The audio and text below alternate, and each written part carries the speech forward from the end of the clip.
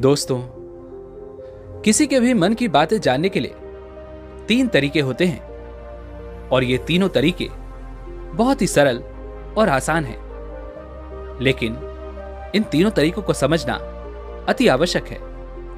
यदि आप इन तीनों तरीकों को समझ लेते हैं तो आप किसी के भी मन की बातें बड़ी आसानी से जान सकते हैं, समझ सकते हैं। तो चलिए इसे एक बहुत कहानी के माध्यम से समझते हैं कि किस तरह से आप दूसरों की मन की बातें जान सकते हैं, समझ सकते हैं। बहुत समय पहले की बात है। एक छोटा सा गांव था। उस गांव में 2 भाई रहा करते थे। बड़ा भाई अंधा था, जिस कारण वो हमेशा घर पर ही बैठा रहता था, और छोटा भाई खेती किया करता था। लेकिन खेतों में अत्यधिक जानवर आने से पूरी फसलें नष्ट हो जाती थी, जिस कारण छोटा भाई बहुत परेशान हो चुका था। तभी उसे एक तरकीब सूझी। एक दिन उसने सोचा, खेतों में से इन जानवरों को भगाने के लिए क्यों ना मैं अपने बड़े भाई की मदद लूं। वैसे भी बड़े भैया अंधे हैं। अगर वह खेत में बैठे रहेंगे और जानवरों की आहट आने पर वो उन्हें जोर से चिल्लाकर भगा सकते हैं, जिससे हमारी फसलें बच सकती हैं। इसलिए उन्हें मैं खेत में बैठा देता हूं। यह सब सोच विचार करने के बाद उसने अपने खेत में ही एक छोटी सी झोपड़ी तैयार की और अपने अंधे भाई को वहीं खेत में बैठा दिया और उनसे कहा, भैया, यदि कोई जानवर की आहट आपको सुनाई दे तो आप जोर जोर से चिल्लाना। यह सुनकर वो जानवर यहां से भाग जाएंगे और हमारी फसलें नष्ट होने से बच जाएंगी। बड़ा भाई खुशी खुशी अपने छोटे भाई की बात मान लेता है और वह उस दिन से खेत में ही रहना शुरू कर देता है। जब भी किसी जानवर की आहट उसे सुनाई देती तो वह तुरंत से जोर जोर चिल्लाना शुरू कर देता, जिससे वह जानवर उसके खेतों से भाग जाता। ऐसा करते करते कई दिन बीत चुके थे। तभी एक दिन उसके खेत में एक हिरण भागता हुआ आया और वह खेत के बाड़ को तोड़कर वहां से भाग गया। लेकिन उसी हिरण का पीछा करते हुए एक राजा भी उस खेत में आ पहुंचा। तभी राजा की नजर उस अंधे भाई पर पड़ती है। राजा उस व्यक्ति से कहता है, देखो, मैं यहां पर एक जानवर का पीछा करते हुए आया हूं। क्या तुमने उस जानवर को यहां पर देखा है? इस पर वह व्यक्ति कहता है, हे राजन, मैं तो अंधा हूं। मैं भला किसी जानवर को कैसे देख सकता हूं? लेकिन मैं आपको इतना जरूर बता सकता हूं कि जो जानवर मेरे खेतों से होकर भागा है वो आपके लायक नहीं है। आप उसके पीछे अपना समय यूं ही व्यर्थ कर रहे हैं। राजा उस अंधे व्यक्ति की बात सुनकर बड़ा अचरज में पड़ गया।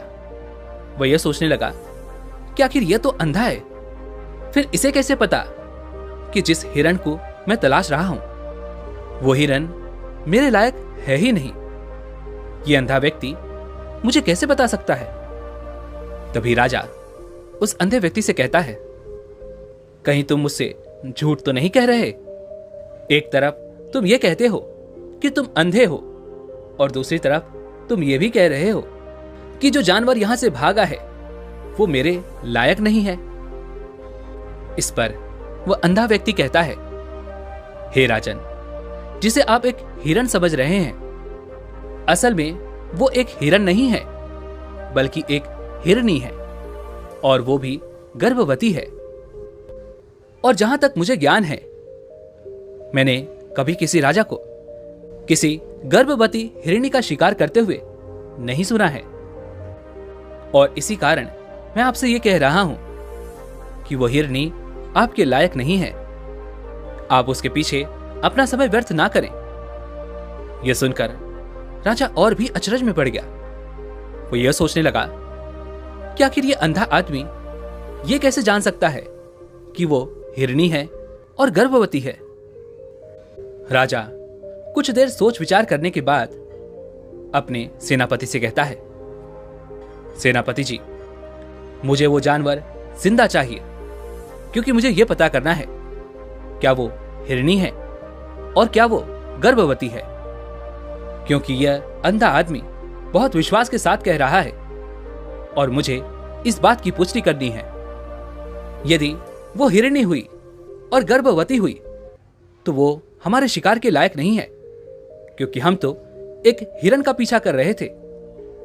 इसलिए जाओ और पता करो क्या वो हिरनी है।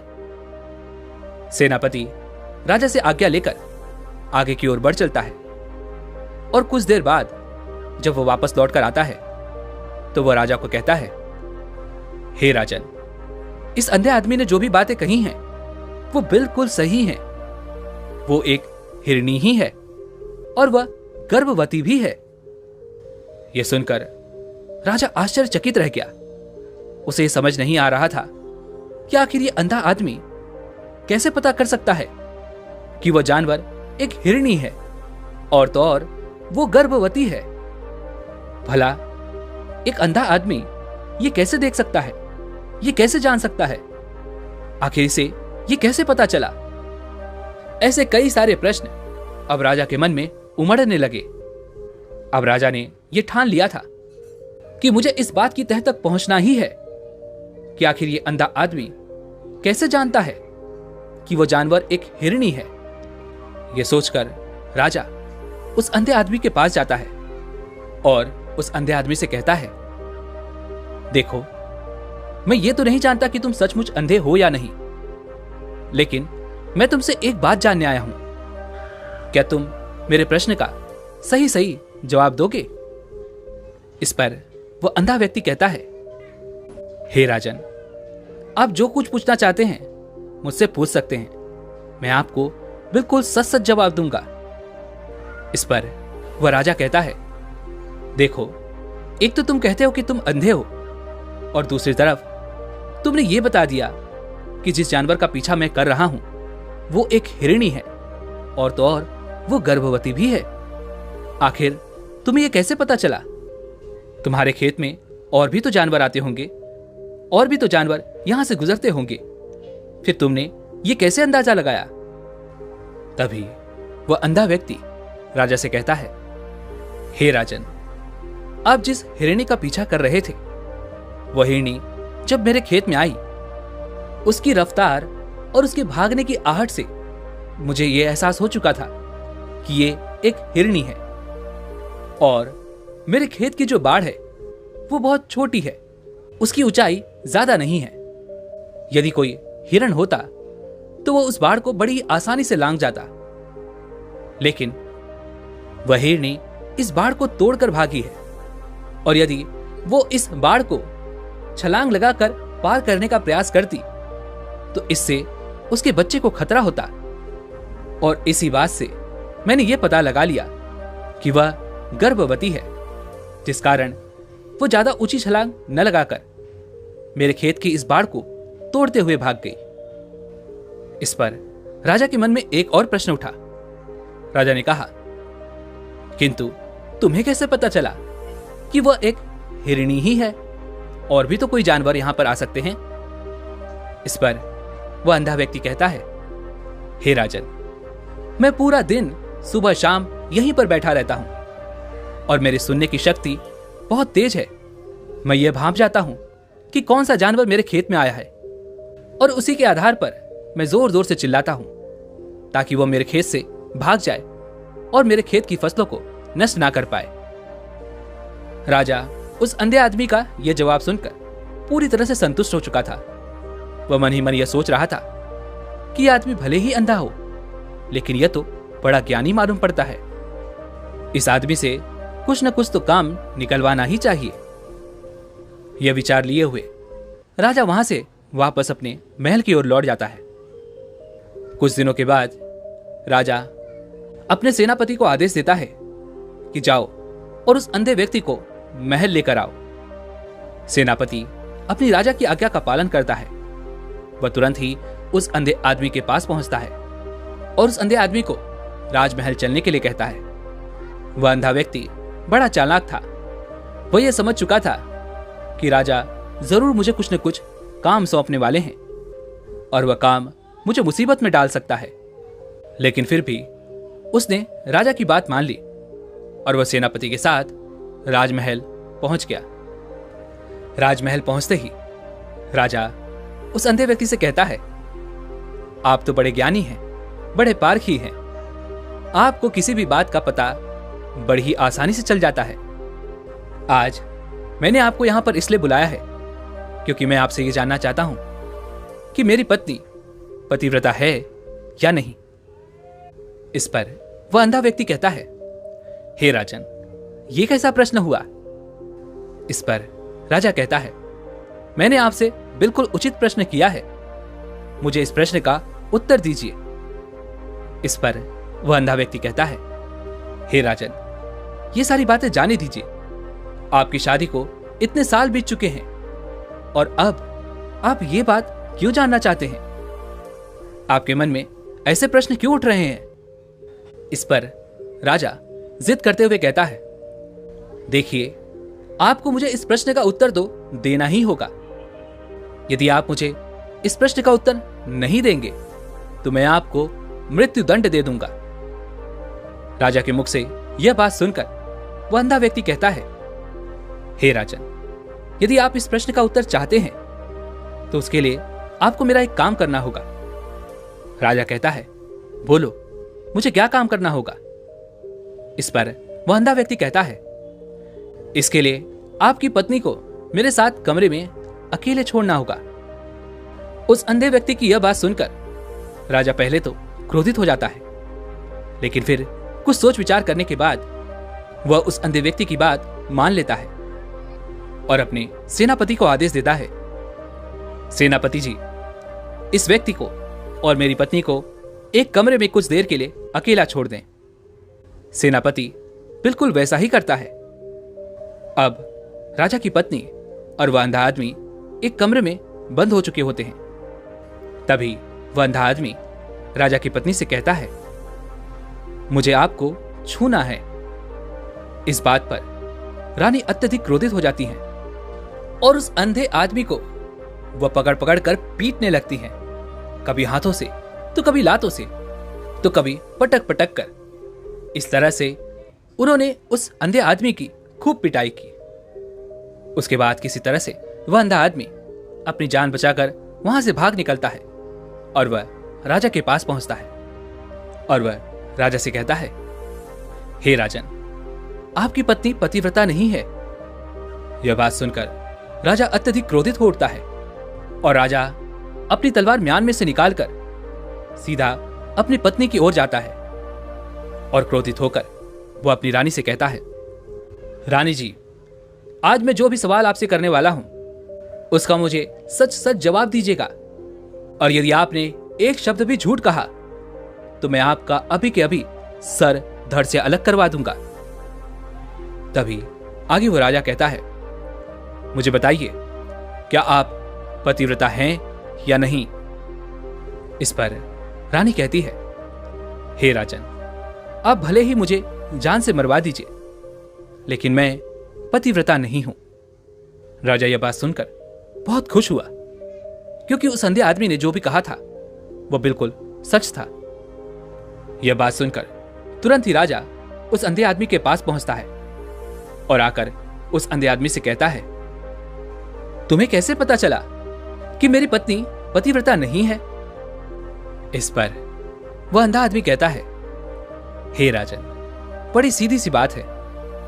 मैंने तो आपकी पत्नी से बस इतना ही कहा था कि मुझे आपको छूना है, और इस बात पर वो इतना क्रोधित हो उठी कि उन्होंने गुस्से में आकर मुझे लात घूंसों से पीटना शुरू कर दिया। और भला कोई औरत किसी और मर्द को कैसे छू सकती है? लेकिन उन्होंने तो ना आव देखा ना ताव, बस लात घूंसे मुझ पर बरसाने शुरू कर दिए। तो वो भी तो एक छूना ही हुआ, और एक पतिव्रता नारी कभी भी पराये मर्द को नहीं छूती। जब मैंने उनसे छूने के लिए कहा था तो वह उस वक्त मुझे मना कर सकती थी, लेकिन उन्होंने तो मुझे पीटना शुरू कर दिया, और देखते ही देखते उन्होंने मेरे पूरे शरीर को छू लिया। अब आप ही बताइए, ऐसी स्त्री भला पतिव्रता कैसे हो सकती है? इस पर वह राजा कहता है, तुम तो बड़े ज्ञानी मालूम पड़ते हो। अच्छा ठीक है, चलो तुम मेरे एक प्रश्न का और जवाब दो। यदि तुमने मुझे इस प्रश्न का सही सही जवाब दे दिया तो मैं तुम्हें यहां से जाने दूंगा। आगे राजा उस अंधे आदमी से कहता है कि तुम मुझे यह बताओ, क्या मैं सच में अपने पिताजी का ही बेटा हूं या फिर किसी और का? इस पर वो अंधा आदमी कहता है, हे राजन, इस बात से आपका क्या लेना देना? आप किसी की भी औलाद हो, आखिर आप हैं तो इस राज्य के राजा, इसलिए इस प्रश्न को जाने दीजिए।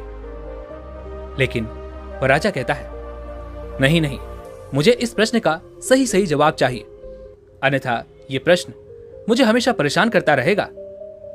इसलिए मैं इसका सही सही जवाब जानना चाहता हूं। यदि तुम इसका सही सही जवाब दे देते हो तो तुम यहां से जा सकते हो, मैं तुम्हें नहीं रोकूंगा। इस पर वह अंधा आदमी कहता है, हे राजन, इसके लिए तो मुझे आपके मां के पास भी जाने की कोई आवश्यकता नहीं है। मैं आपको अभी के अभी ये बता सकता हूं कि आप किसकी औलाद हैं। लेकिन उससे पहले मैं चाहता हूं कि आप मुझसे एक वादा करें कि आप मुझ पर क्रोध नहीं करेंगे। राजा ने कहा, मैं तुमसे वादा करता हूं, मैं तुम पर क्रोध नहीं करूंगा। उसके बाद वह अंधा आदमी राजा से कहता है, हे राजन, आप हैं तो अपने ही पिता के पुत्र, लेकिन आप पर एक कंजूस सेठ की छाया पड़ी हुई है। यह सुन राजा बहुत क्रोधित हो उठा और वह तुरंत तलवार निकालकर अपनी मां के पास जा पहुंचा। वह वहां पर पहुंचने के बाद अपनी मां से कहता है, मां, मुझे सच सच बताइए, क्या मैं अपने ही पिता का पुत्र हूं या नहीं? यदि आपने मुझे सही सही नहीं बताया तो मैं यहीं पर अपने प्राण त्याग दूंगा। मुझे बताओ, क्या सच है? इस पर उस राजा की मां कहती है, बेटा, तू है तो अपने ही पिता का पुत्र, लेकिन तुम्हारे ऊपर एक कंजूस सेठ की छाया पड़ी हुई है। जब मैं एक बार नहाने के बाद अपना मुंह आईने में देख रही थी, तभी उस कांच के पीछे मुझे एक कंजूस सेठ नजर आता है और उसी की छाया तुम पर पड़ चुकी है। यह सुन राजा बहुत खुश हो जाता है और वह तुरंत दौड़ा दौड़ा वापस उस अंधे आदमी के पास पहुंचता है और उस आदमी से कहता है, तुम्हें यह कैसे पता चला कि मुझ पर एक कंजूस सेठ की छाया पड़ी हुई है? इस पर वह अंधा आदमी कहता है, हे राजन, आपने मुझसे कई सारे सवाल पूछे जिनका जवाब मैंने आपको सही सही दिया। यदि कोई और राजा होता तो मुझे इसके बदले में ढेरों सारे इनाम मिल चुके होते, लेकिन अब तक आपने एक फूटी कौड़ी तक नहीं दी है। इस बात से ही मैंने यह अंदाजा लगा लिया था कि आप बहुत कंजूस हो।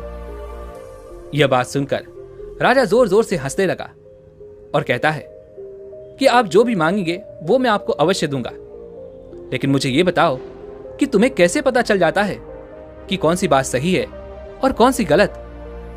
तुम किसी भी बात का इतना सटीक और सही जवाब कैसे दे पाते हो?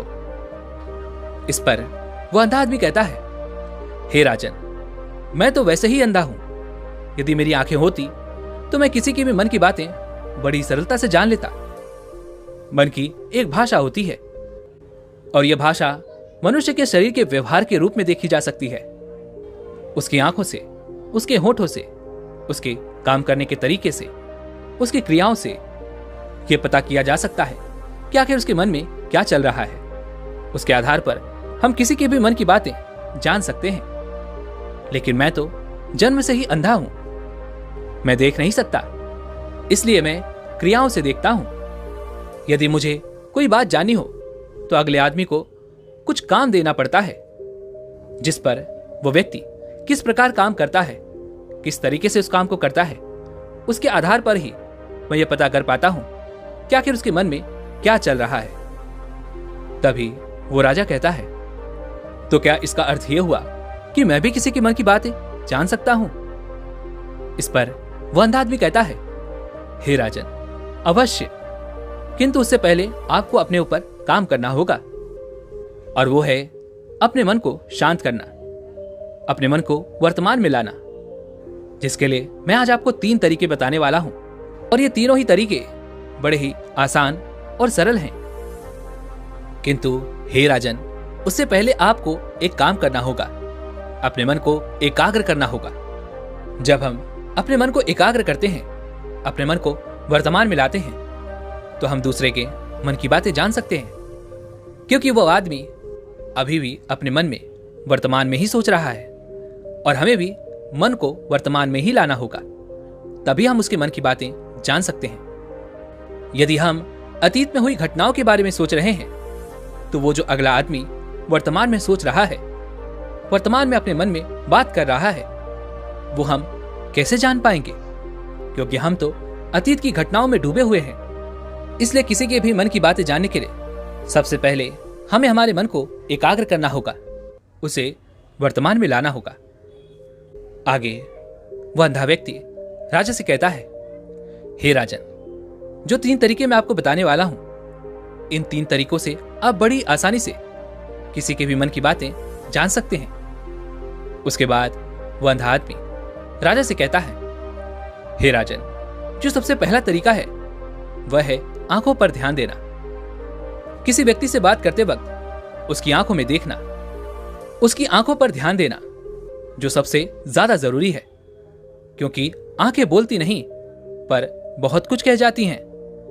यदि हम किसी व्यक्ति की आंखों के इशारों को समझना सीख जाएं, तो हम ये जान पाएंगे कि व्यक्ति के दिमाग में क्या चल रहा है, वह क्या सोच रहा है और अभी वो क्या करने वाला है। मेरे पास आंखें नहीं है, लेकिन मैंने अपने गुरु से यह विद्या सीखी है, क्योंकि बहुत सालों पहले मेरे पास आंखें थी और मैं उस वक्त लोगों के मन की बातें केवल उनकी आंखों से ही जान लेता था। इसलिए यदि आप भी दूसरों की मन की बातें जानना चाहते हैं तो आपको भी उनकी आंखों पर गौर करना चाहिए, जैसे कि उनका आकार कैसा है, वो कब, कहां और किधर देख रहे हैं। यदि उसकी आंखें यहां वहां घूम रही हैं, जब आप उससे बातें कर रहे हैं तो वह आंखों को इधर उधर मोड़ रहा है, कभी ऊपर तो कभी नीचे या कभी आसपास, या फिर उसकी आंखें खुश नजर आ रही हैं या फिर आंखें निराश नजर आ रही हैं। जैसे कि एक चोर होता है, उसकी आंखों में जब हम देखते हैं तो हमें यह पता चलता है कि अगले आदमी ने कोई गलती की है। ठीक उसी प्रकार जब हम किसी चालाक व्यक्ति की आंखों में देखते हैं तो आपको पता चलेगा कि उसकी आंखों में एक भाषा होती है, एक बहुत ही सीधा और आसान तरीका होता है। यदि आपको यह पता लगाना है कि सामने वाला व्यक्ति आपसे झूठ कह रहा है या फिर सही, तो आपको उसकी आंखों पर ध्यान देना अति आवश्यक है। यदि आपसे बात करते वक्त वह व्यक्ति अपनी आंखें यहां वहां घुमा रहा है, ऊपर नीचे इधर उधर दाएं बाएं हर जगह देख रहा है, तो इसका अर्थ यह हुआ कि वह उस बात से निकलने का कोई रास्ता ढूंढ रहा है, वह कोई झूठ बना रहा है। यदि सामने वाला व्यक्ति आपसे कुछ झूठ कहने का प्रयास कर रहा है तो वह आपसे नजर नहीं मिलाएगा, वो यहां वहां देखेगा, ऊपर नीचे देखेगा, लेकिन वह आपकी आंखों में आंखें डालकर कभी नहीं देख पाएगा, क्योंकि उसे डर है यदि उसने आपकी आंखों में आंखें डालकर देखी तो उसका झूठ पकड़ा जाएगा और लोगों को सच्चाई का पता चल जाएगा। और इसी प्रकार कुछ और भी भाषाएं होती हैं। जब आप किसी की आंखों में आंखें डालकर यह देखना शुरू कर देंगे कि उसके हाव भाव क्या हैं, ठीक उसी प्रकार चेहरे के भी हाव भाव होते हैं, जिससे हम मन की बातें बड़ी आसानी से समझ सकते हैं और इन्हें भी समझना बहुत जरूरी है। कभी कभी कोई व्यक्ति अपने चेहरे से, जैसे आंख, होंठ और बहुत से कुछ अलग अलग व्यवहार करता है। यदि आप किसी व्यक्ति के चेहरे में गौर करेंगे तो आप आसानी से समझ पाएंगे कि वह व्यक्ति निराश है, या वह व्यक्ति बहुत उदास है, या फिर वह बहुत खुश है, या फिर उसे कोई बहुत बड़ा दुख है। वह अपने अंदर क्या महसूस कर रहा है, ये सारी बातें हम उसके चेहरे के हाव भाव से पता कर सकते हैं। फिर चाहे इंसान जुबान से कुछ बोले या ना बोले, लेकिन आप उसके चेहरे से सब कुछ पता कर सकते हैं। आगे वह अंधा व्यक्ति राजा से तीसरा तरीका बताते हुए कहता है, हे राजन, इसी प्रकार तीसरी भाषा भी है, अर्थात तीसरा तरीका भी है, और वह है हाथों के इशारे और शरीर का व्यवहार। मन की बात समझने के लिए हमें हाथ के इशारे और शरीर के व्यवहार को समझना बहुत आवश्यक है। कोई व्यक्ति जब भी बात करता है तो आपने देखा होगा कि वो अपने हाथों को हिलाता रहता है, अपने हाथों से इशारा करता रहता है। वो बातों के साथ साथ अपना शरीर का जो व्यवहार है, अर्थात बॉडी लैंग्वेज, उसका भी पूरा उपयोग करता है, जिससे हमें यह पता चल पाता है कि वो व्यक्ति हमारी बातों पर कितना ध्यान दे रहा है और उसके मन में क्या चल रहा है। शरीर के व्यवहार को देखने के लिए उसके हाथ मटकाने, शरीर मटकाने और चेहरे पर बार बार हाथ लाने, हाथों का एक दूसरे से मसलना, ऐसी बहुत सी क्रियाएं होती हैं। उस पर हमें ध्यान देना अति आवश्यक है। मन की बात को समझने के लिए हमें शरीर के व्यवहार को भी समझना पड़ता है।